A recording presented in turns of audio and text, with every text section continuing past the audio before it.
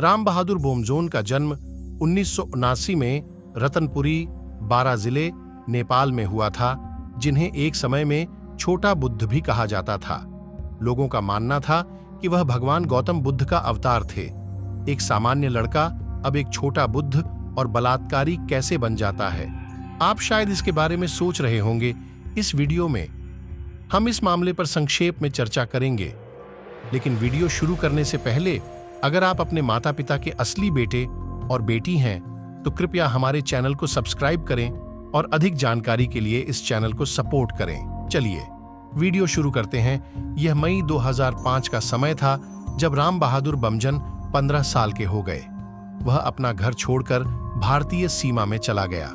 ऐसा कहा जाता है कि उन्हें स्वप्न आया कि एक देवता ने उन्हें दर्शन दिए और उन्हें घर छोड़कर ध्यान के लिए जाने के लिए कहा और उन्हें ध्यान के लिए पीपल के पेड़ पर बैठने के लिए कहा। उन्होंने प्रत्येक निर्देश का पालन किया और बाद में ध्यान के लिए घर छोड़ दिया। कई महीनों के बाद उनके पास के लोगों ने एक 15-16 साल के लड़के को कई महीनों तक बिना भोजन और भरपूर पानी लिए ध्यान करते देखा। देखते ही देखते यह खबर धीरे धीरे पूरी दुनिया में वायरल हो गई। उस बालक को कई घंटों, दिनों तक निश्चल देखने के लिए हजारों लोग उस ध्यान स्थल पर आने लगे। कई महीनों तक बिना अन्न जल गति के उनकी तपस्या को देखना। बोमजन नामक एक छोटे लड़के को छोटे बुद्ध का नाम दिया गया। उनके अनुयायियों का मानना है कि बोमजन ऐतिहासिक गौतम बुद्ध के अवतार हैं। दिन ब दिन लिटिल बुद्धा की खबरें पूरी दुनिया में वायरल होने लगीं। छोटे बुद्ध को देखने के लिए विभिन्न देशों से कई लोग नेपाल आए। उस समय छोटे बुद्ध राम बहादुर बोमजन पहले से ही पूरी दुनिया में अधिक लोकप्रियता हासिल कर रहे थे। धीरे धीरे राम बहादुर बोमजन ने नेपाल के विभिन्न स्थानों पर अपना नेटवर्क बढ़ाया। वह लड़का जो अपने शक्तिशाली ध्यान के कारण छोटे बुद्ध के रूप में और गौतम बुद्ध के पुनर्जन्म के नाम से जाना जाता था, बाद में उन्होंने गौतम बुद्ध के साथ इस तरह की तुलना को यह कहते हुए खारिज कर दिया कि उन्हें बुद्ध के नाम से न बुलाया जाए। उनका दावा है कि उन्होंने गौतम बुद्ध का अनुसरण नहीं किया, वह गौतम बुद्ध से कहीं बेहतर हैं। बाद में इस घोषणा के बाद उनके कई अनुयायियों ने उन पर विरोध जताया। यहां तक कि महेश्वर राज बज्राचार्य, जो नेपाल बौद्ध परिषद के अध्यक्ष थे, ने कहा कि हम राम बहादुर बोमजन को बुद्ध नहीं मानते क्योंकि उनमें बुद्ध के गुण नहीं हैं। बाद में 11 मार्च 2006 को अचानक एक छोटा बुद्ध राम बहादुर बोमजन लापता हो गया। फिर 19 मार्च को ओम नमो बुद्ध तपस्वी सेवा समिति के शैया बहादुर लामा ने पत्रकारों को बताया कि उन्होंने बारा जिले में छोटे बुद्ध को देखा है और उन्होंने उनसे आधे घंटे से अधिक समय तक बात की थी।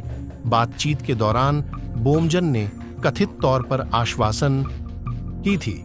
बातचीत के दौरान बोमजन ने कथित तौर पर आश्वासन दिया था कि वह ध्यान की प्रतियोगिता के बाद 6 साल में वापस आएंगे। अगस्त 2007 में फिर से बमजान को नेपाल के हौलोरी जंगल में देखा गया, जो काठमांडू से लगभग 100 मील दूर है। असली कहानी इसके बाद शुरू होती है कि 2010 में 17 ग्रामीणों के एक समूह पर हमला करने के लिए बोमजन की जांच की गई थी। बोमजन ने दावा किया कि वे उसके ध्यान में खलल डाल रहे थे, लेकिन गांव वालों का कहना था कि वे तो सिर्फ सब्जी ढूंढ रहे थे। लेकिन हमलावर ने उनके सिर और पीठ पर कुल्हाड़ी से हमला कर दिया, जिससे एक पीड़ित गंभीर रूप से घायल हो गया। बोमजन ने किसी भी संभावित ट्रायल में शामिल होने से यह कहते हुए इनकार कर दिया कि क्या आप गैंडा जैसे ध्यानमग्न आर्षि किसी मामले की सुनवाई के लिए अदालत जाएंगे। मैंने ईश्वरीय विधान के अनुसार उनके विरुद्ध कार्रवाई की। बाद में 2012 में नेपाल पुलिस ने घोषणा की कि उन्होंने एक स्लोवाक महिला को बोमजोन के अनुयायियों से बचाया है, लेकिन अन्य रिपोर्टों में दावा किया गया है कि अपहरण की मीडिया कवरेज के बाद उसे स्वेच्छा से रिहा कर दिया गया था। उसे मोटरसाइकिल पर सवार बोमजोन के 2 लोगों ने एक होटल से ले जाया था और रखा था। 3 महीने तक एक पेड़ से बांध दिया गया और लड़के के ध्यान को परेशान करने के लिए जादू टोना करने का आरोप लगाया गया।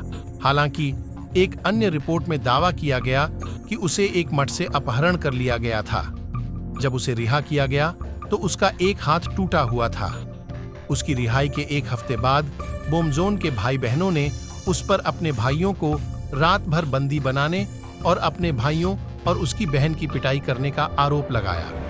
बोमजोन के एक उपदेश को रिकॉर्ड करने के बाद बोमजोन के अनुयायियों ने 5 पत्रकारों पर भी हमला किया और उनके कैमरे नष्ट कर दिए। जनवरी 2019 में परिवार के सदस्यों की शिकायतों के बाद एक जांच शुरू की गई थी कि बोमजोन के कई आश्रमों से 4 भक्त लापता हो गए थे। उसी महीने पुलिस ने नेपाल में बोमजोन के एक आश्रम पर छापा मारा, लेकिन वह नहीं मिला। 6 फरवरी 2020 को सरलाही डिस्ट्रिक्ट कोर्ट ने बोमजोन के खिलाफ गिरफ्तारी वारंट जारी किया। अगले दिन पुलिस ने सिंधुली के कमलामई में उनके एक और आश्रम पर छापा मारा, लेकिन बोमजोन फिर नहीं मिला। हालांकि पुलिस ने उनके एक शिष्य ज्ञान बहादुर बोमजन को गिरफ्तार कर लिया। सितंबर 2018 में बोमजोन पर 18 वर्षीय नन के साथ लगभग 2 वर्षों तक बार-बार बलात्कार करने का आरोप लगाया गया था। महिला अधिकार समूहों द्वारा आयोजित एक संवाददाता सम्मेलन के दौरान नन ने अपनी पत्नी पर दुर्व्यवहार को छुपाने की कोशिश करने का भी आरोप लगाया ताकि उनके धर्म पर हमले न हों।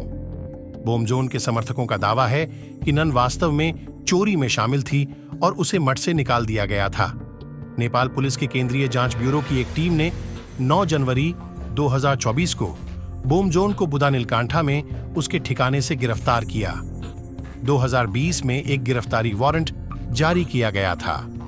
उन्होंने NPR 30 मिलियन के बराबर 17 से अधिक विभिन्न देशों की नेपाली मुद्राएं और विदेशी मुद्राएं भी जब्त कर ली। DIG कुबेर कदायत ने कहा कि जिस घर में वह रह रहा था उसने छत से कूदकर भागने की कोशिश की। उनकी गिरफ्तारी के दिन के बाद एक प्रेस विज्ञप्ति जारी करते हुए पुलिस ने कहा कि तलाशी के दौरान एक SUV की चाबी, 3 दोपहिया वाहनों की blue book, 2 laptop, 14 mobile phone और कई इलेक्ट्रॉनिक उपकरण भी जब्त किए गए। यह राम बहादुर बोमजन की असली कहानी है। इस तरह एक छोटा बुद्ध नाम का लड़का एक बलात्कारी बन जाता है। दोस्तों, ये थी आज की कहानी। मैं उम्मीद करता हूँ आपको वीडियो अच्छा लगा होगा। अगर आपको वीडियो अच्छा लगा हो तो वीडियो को लाइक करना, नीचे कमेंट सेक्शन में कमेंट जरूर करना और अपने दोस्तों के साथ भी शेयर करना। और अभी तक हमारे चैनल को सब्सक्राइब नहीं किया है तो चैनल को भी सब्सक्राइब जरूर कर देना।